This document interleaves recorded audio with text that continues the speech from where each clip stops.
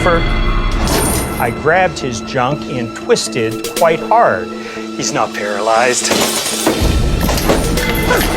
The man laying on the bed was a convicted killer with multiple victims. He said he had slipped in the shower, hit the back of his head in the sink, and from the neck down he could not move anything. Nobody could afford to treat a story like that as fake. If this really was a high cervical cord injury, then in the condition he was in now, his life was essentially over. The doctor's first instinct was not to assume he was faking. First, treat it like a real injury. But just as the exam was about to start, the first problem showed up. We're gonna need to take off the restraints.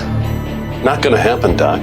The guard refused on the spot. In the end, the only compromise was to cut the prison uniform open and try to examine him under those conditions. But the farther the doctor went, the heavier it felt. There was no obvious swelling on the back of the head, and when the spine was pressed, nothing stood out. The doctor kept testing sensation farther down shoulders, arms, chest, legs. Feet, he said he could not feel any of it. It was sort of odd because even someone with a cervical fracture can sometimes feel onto their shoulders and their arms. And the hardest part was, after the first round of the exam, the doctor still had not found the one piece of evidence that could prove he was lying, which meant this man looked like he was truly paralyzed. But inside, the doctor was starting to suspect something else. Maybe he was not able to move because he was injured. Maybe he was waiting for everyone else to believe it first.